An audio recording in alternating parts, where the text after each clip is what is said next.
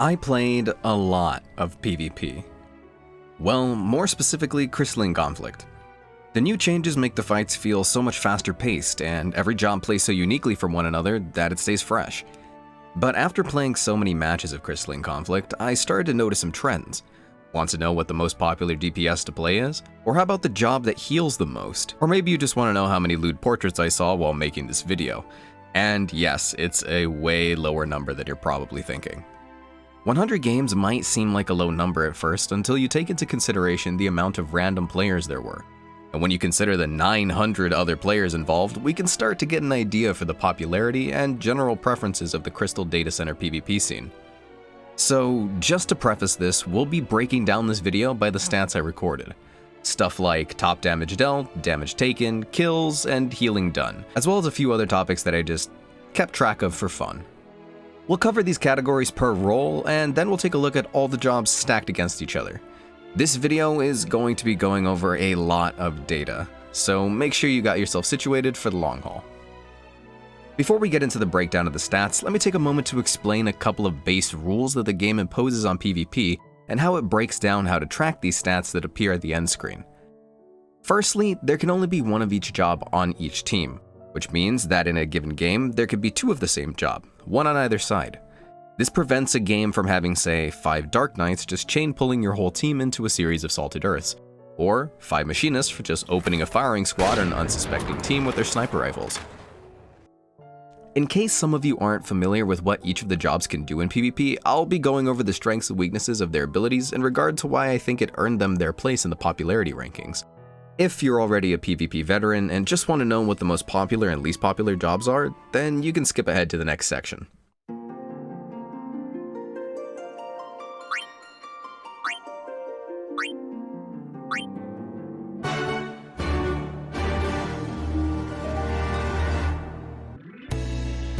So right up front, out of these 100 matches, I played 75 of Ninja and 25 of Black Mage just to save my sanity. So for the number of jobs I saw in my games, we'll go ahead and subtract those from the total right out of the gate.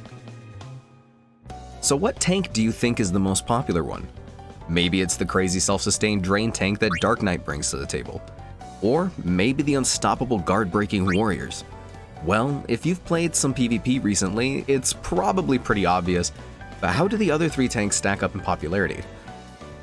In first place, it comes as no surprise that Warrior is the most popular tank. It has a beefy gap closer with an AoE stun and can dish out a lot of single target damage with their fell cleaves after their limit break. Couple that with a respectable amount of self-healing, and not to mention their chain yank, it just feels fun to play Warrior. A simple kit with a strong limit break to help your team clear the crystal. Just barely coming in above Dark Knight, the Paladin comes in second place for popularity among the tanks in PvP. And I can see why. Paladin is just a friendlier job to play compared to Dark Knight and Gunbreaker, having a simple to understand set of abilities and a strong defensive limit break. Their ability to lock down a single target to create an opening for a DPS on their team is so valuable, since they can discharge into 5 enemy team members and hold their own for a good long while compared to Monk, who has a similar engage and lockdown. Still coming in above Gunbreaker in popularity due to its strong self-sustain and its survival-oriented limit break, the Dark Knight falls into third place for popularity in the tank role. This isn't a huge surprise, seeing as how Dark Knight only has 6 abilities to work with and one of them costs a fifth of your health per cast. Having to use your own HP as a resource can be a turnoff for some players who are just getting into PvP, but the allure of having a limit break that prevents you from dying for 10 seconds keeps players coming back to it.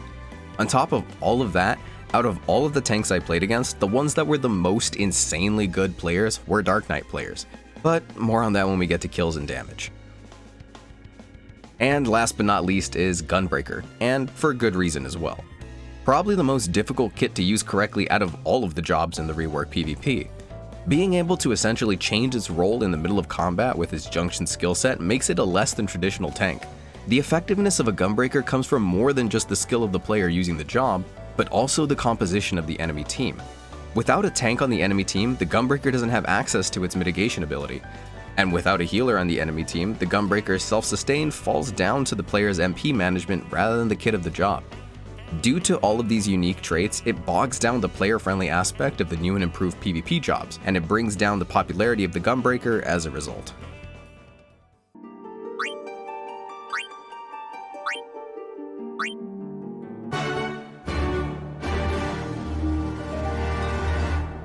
So before we begin, let's just start by saying that DPS are way more popular than tanks, and those of you who have done a lot of PvP since Crystalline Conflict came out will be more than familiar with having matches with all 10 players being a DPS. But which one is the most popular and why would they be? Post your guesses down in the comments below before we get started. See how many of them you get in the right order. What can I say? They've got the Earth Wardens on and got mad hops because of it.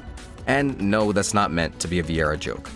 Dragoons have some of the most mobility out of all of the melee DPS, and that makes them incredibly difficult to lock down long enough to kill them before they go untargetable in their limit break. A skilled Dragoon can easily one-shot a silenced target, or one inflicted with the Soul Survivor debuff, reducing health regain that can be applied by a Dark Knight. If you don't think that they were nimble enough already, their Disengage tool elusive jump removes both heavy and bind. Combine a hard-hitting AoE limit break with a slippery burst damage DPS, and you get the most popular PvP job to play as a DPS. Now, Samurai was a job that I didn't expect to be as popular as it would be when I initially started getting into PvP, but after playing it for myself for a little while before I started recording the data for this video, I understood why immediately. The limit break. The absolute wet dream of a Samurai player is to dive in 1v5 against the enemy team on the point and instantly kill all of them with your limit break, turning around the game single-handedly for your team.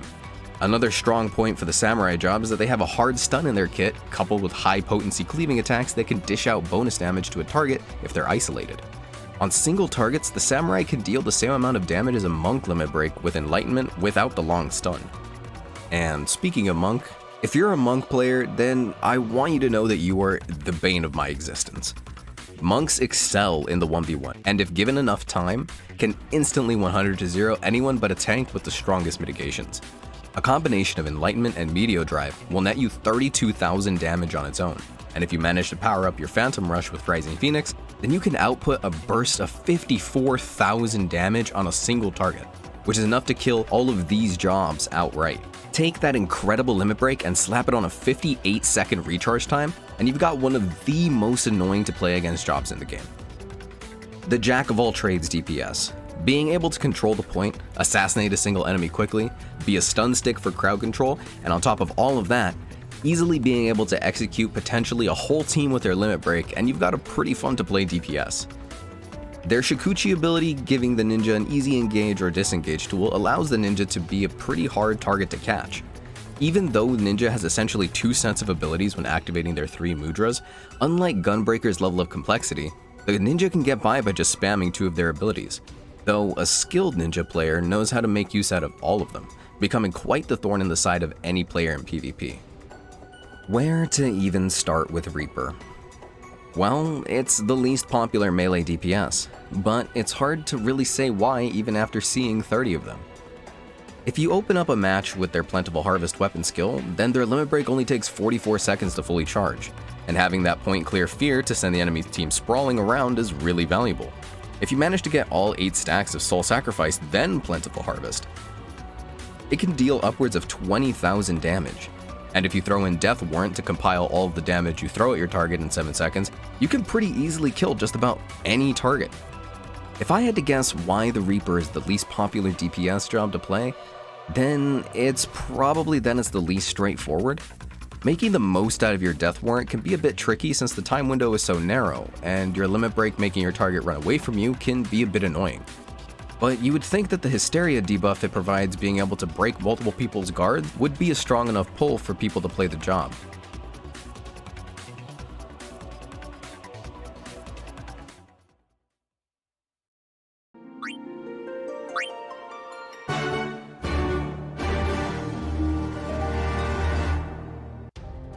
Moving on to Fizz ranged, we start with the Machinist. Probably the second most hyped up job since the PvP rework was announced. Letting people live out their dreams as a mini Mustadios pulling out their big sniper on unsuspecting players. You might think this is the strongest tool in their kit, dealing a whopping 36,000 damage to a single target, But the real kicker is how machinists catch unsuspecting players when they think that they're safe. Cycling through 4 of their Magitech weapons, their drill, bioblaster, air anchor, and chainsaw in that order, they have rigid access to their tools, but to counterbalance that drawback, they can augment the effects of any of their 4 weapons through the use of their analysis ability. I won't go into the specifics of each one and how it gets augmented. Instead, we'll focus on a specific one, Augmented Drill. Its damage ignores guard completely, and on top of that, when drill is augmented, its damage doubles from 9,000 to 18,000 damage, getting kills on players unsuspecting that amount of damage to cut through their guard, which is usually a safe haven. Probably the most annoying job in the game at the moment. Boasting one of the few classes with a silence, the Bard brings a lot of consistent damage and team-wide buffs, making it more popular than Dancer. Being able to prevent those pesky ninjas, dragoons, and monks from being able to jump in your backline with a silence followed up by a bind will be the bane of any player's enjoyment in PvP. While Bard doesn't output as much damage as the other 2 Fizz ranged, they more than make up for it with their songs. Having a buff that essentially gives yourself haste, as well as increasing all of your team members' damage by 5% for 30 seconds is just ridiculous, considering the weapon skill Apex Arrow that grants it is only on a 20-second cooldown. So as long as combat is going on and the team is staying near the Bard, they have a permanent 5% damage buff. Tack on their ability the Warden's Pain, being able to cast Purify on an ally or yourself at a range, and their Limit Break Final Fantasia, gradually filling up your allies' limit breaks speeds up your tempo towards a win. The only downside? Bard Limit Break takes about 2 minutes to charge. But hey, you can't have everything in a single job, right? And lastly of the Fizz ranged in PvP, we have the Dancer. With a simple to understand but difficult to master kit, you can easily see why this job is the least popular of the 3. When it comes to popularity in a game mode that only lets you queue up solo, as a DPS, the thing that matters most to a player comes down to what they can contribute on their own, not really what they can provide for their team in most cases. Dancer is a team player DPS, being able to grant a haste buff to their dance partner so long as they're within 25 yards of the dancer. That's pretty powerful, especially on those jobs who jump around all over the place who wouldn't be able to stay within the range of a bard's buffs. Another aspect of Dancer that I think contributes to its lack of popularity is the Limit Break Contradance. The Limit Break itself doesn't actually do any damage. The only utility it really brings is the ability to force the enemy to drop their guard and set up for another team member to make the most of the opening. Another small quirk of the Dancer's Limit Break is that they need to be the ones to deal damage to their charm targets to extend the charm from 2 to 4 seconds total, meaning that unless all 5 enemies are close to each other on the point, then you have a hard time extending that charm long enough to score a point clear through the use of your Limit Break. All in all, Dancer is a job that does its best with a coordinated partner or team. So as long as we can only queue up solo at the moment for Crystalline Conflict, it brings the popularity of the class down overall.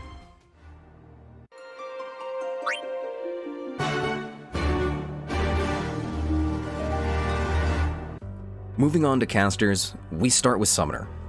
Now, this decision was by the narrowest of margins. It was literally by 1.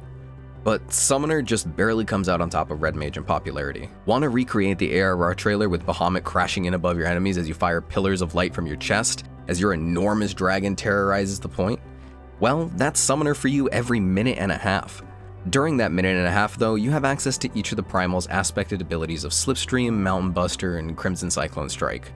Dropping a giant donut lingering AoE incentivizes those caught on the point to move towards its center, where they won't suffer from simply standing there, but it perfectly sets up for Mountain Buster to bind the primary target and apply a massive 75% heavy to anyone else caught between those slabs of stone clacking together. Not to mention that they can also choose to use their Limit Break to summon Phoenix instead of Bahamut, granting any ally caught in the radius the regen from Everlasting Flight, as well as a buff that recovers a whopping 12,000 HP should they drop below 25%. I believe it's this versatility of being able to play as an incredibly bursty ranged DPS, but also having the option to use your Limit Break in a supportive manner contributes to the flexibility of the DPS overall. Second in popularity in our casters, the Red Mage is a hybrid of a caster and a melee, as some of your strongest potency spells are locked behind executing your melee combo. Being able to switch between white and black shift adds a lot of versatility to Red Mage, and subsequently increases the skill cap exponentially. It can be a bit tricky to get out all of your damage in the most efficient way possible, but the strength of Red Mage can't be denied its place. Being the only other DPS with an easy to apply silence when using Resolution and White Shift, the Red Mage can bring some pretty solid multi-target CC when all hell is breaking loose on the crystal. Couple that with their Limit Break Southern Cross both harming enemies and healing allies caught in the AoE, and you have a caster that can jump into the fray and turn around a teamfight at a crucial moment, which is the reason that I believe it came out ahead of Black Mage in popularity. Black Mage. My personal favorite of the casters in PvP, at least at the moment that is. I personally love just showering the enemy with stacks of Umbral Freeze before freezing them solid after casting Super Flare. While you have the option of using their fire abilities to dish out some hefty DOTs, it's my own personal belief that the value of the 3-second freeze is just overwhelmingly stronger. It only takes 58 seconds for the Black Mage Limit Break Soul Resonance to completely charge, giving you 6 instant casts of the AoE splash versions of your spells, allowing you to easily freeze multiple targets who are standing together.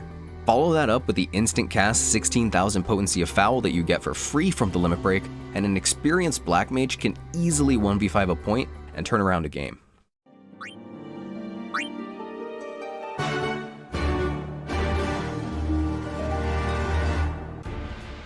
Do you like laser beams?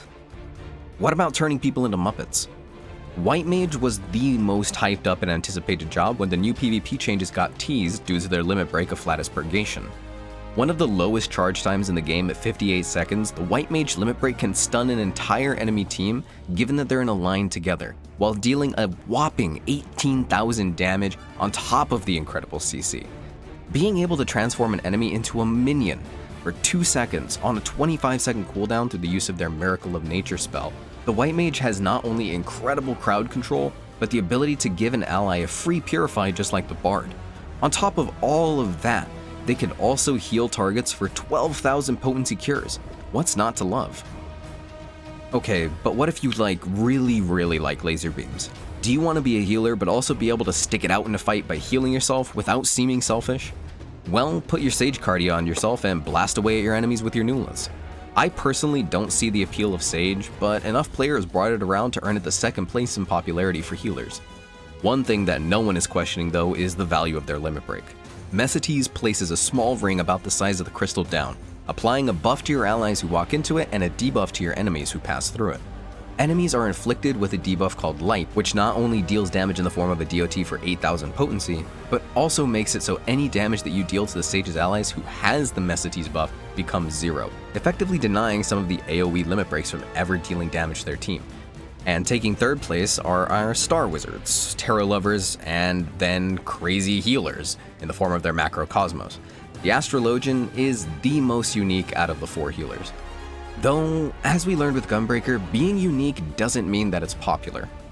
Astro's kit can be extremely powerful in extended fights where they aren't getting focused, but when it comes to keeping their enemy from jumping on top of them, they only have the Heavy from Gravity 2 unless they decide to double cast it in order to bind their assailant. The real strength of Astro comes in their cards, just like in normal non-PvP content. The Ewer and the Balance are good enough in their own right, but the real hitter isn't the Spire.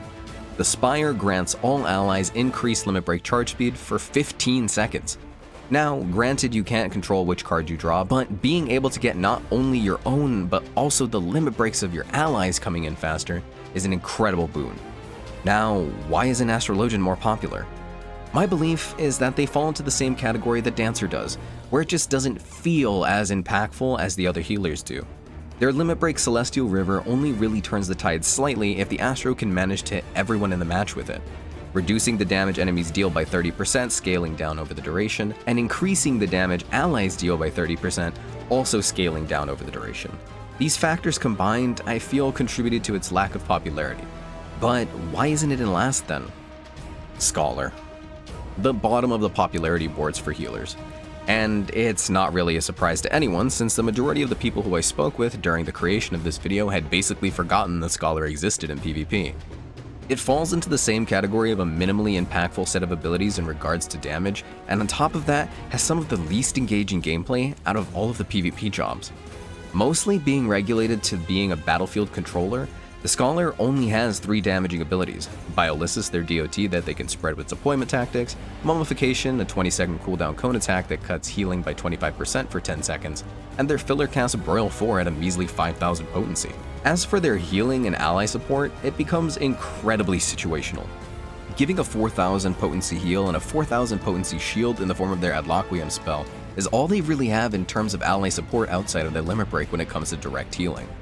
Sure, at the start of a match, before everyone goes in to fight, you can use the first charge of deployment tactics to spread the Eloquium around your team, but in the heat of the moment when your allied Dragoon is jumping into their backline or your ninja Shikuchi's away off to the side to try and find a flank, it makes it so the value of a Scholar is when people are forced to stay in a singular area for an extended period of time, which doesn't happen too often in Crystalline Conflict. This point is further enhanced by the fact that their limit break Summon Seraph is also stationary, meaning that your allies, whom you have minimal communication with, will want to fight around where you set your ferry, otherwise you aren't able to make the most out of that long minute-and-a-half cooldown. My personal belief is that the true power of Scholar is just waiting to be tapped to in 5v5 environments. And here are all the jobs stacked up against each other in popularity. Only a couple of jobs broke over 100 count in the games that I played, and I wasn't even playing them. That just goes to show the overwhelming popularity of classes like Dragoon and Machinist. So many of the games that I played, there was one on either team, as well as in the case of White Mage. At the top of the list, we have Dragoon, and all the way at the bottom, we have Scholar. Sheesh, that was a whole lot of info to get through. I hope that you feel a bit more informed about why each job was as popular or unpopular as they turned out to be. With that out of the way, let's get into some of the more meaty stuff, like damage dealt and top kills per match. We won't be covering the information by role because of the way the game keeps track of all the information. So instead, let's look at all the classes in the same chart per category. Up first, the amount of each time a class had the most kills in their respective games. And obviously on top is the Ninja. Being able to execute players from 50% HP even through their guard, and then on top of that, being able to use it again and again and again as long as they keep getting kills within the buff duration, then you just have a high kill class. Just take a look at some of these screenshots from some of my games, and no, it wasn't always my ninja that was the best ninja in the match making those kills happen. Another thing worth mentioning is that we see second place as Machinist, with their ability to also kill through guard with high amounts of damage as we touched on earlier with their augmented drill combo. But more interestingly, is that third place is a tie between Dragoon and Black Mage. Now, I will admit that a majority of those marks for Black Mage came from my own 25 games as the class, but when we convert these numbers into percentages, we get a much clearer picture. Taking a look at the top 3 ranked, we see Ninja, then Machinist, then Dragoon and Black Mage.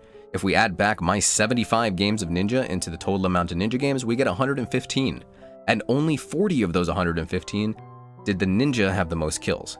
That's an astonishing 34% of the time you have a Ninja, they're gonna have the most kills by the end of the game if they know what they're doing. Here are the other percentages for how likely your allied DPS will be top kills according to my data. Machinist was just about 13% of the time out of their total games, Dragoon was 7% of the time, and Black Mage was at 19% of the time. Now, that might seem like a high number at first, but when you compare the relatively low amount of Black Mages that you see, it just goes to show that an experienced Black Mage can really put in the work when they need to. Now, at the end of the day, Crystalline Conflict is not about who gets the most kills. It's not team deathmatch, it's about what team pushes the crystal the furthest. Sometimes you put in all the work as a monk using your full combo to burst down a target and then almost kill them just for someone else to hit them once and take the kill. Total kills at the end of the match is mostly a for fun stat in my eyes, though what isn't a for fun stat is damage dealt. You can easily tell when someone is comfortable with their job depending on how much damage dealt they had versus damage taken. So with that in mind, let's look at what top 5 jobs out of all of them dealt the most damage at the end of their respective games. And in case you're curious, here is all the jobs stacked up against each other.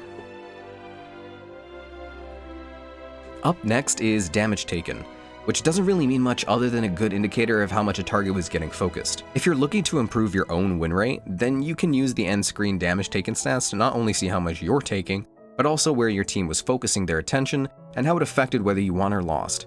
Here are the top 5 jobs in 100 games that took the most damage in their respective matches.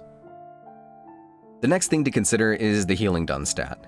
This stat tracks not only the healing that you're outputting to your allies, but any health you recover on your own through the use of standard issue elixir or recuperate skills, as well as any abilities that have cure potencies attached to their damage, like Dark Knight's Quietus or the passive from Warrior's Bloodwetting.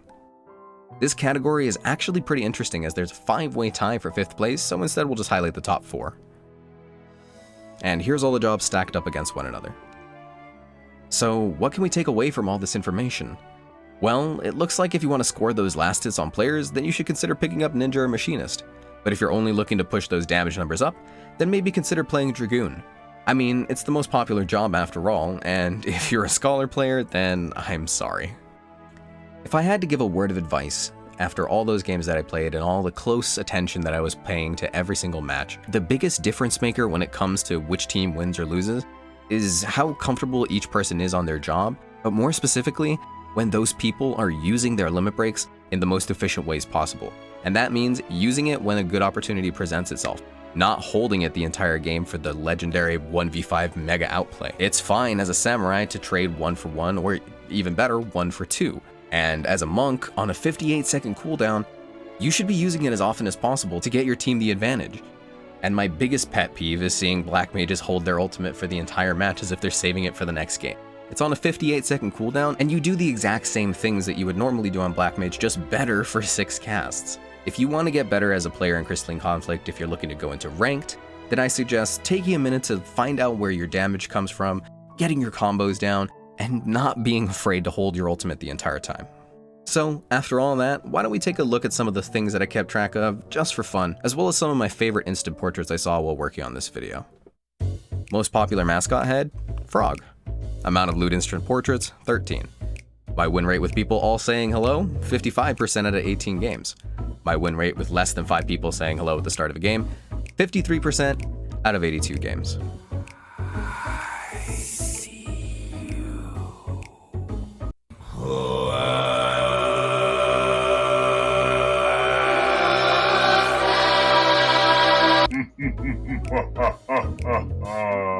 You're about to get your ass kicked. Yes, yes? It is a wonderful mustache. Do you want to touch it? You can't. Hello. Hi.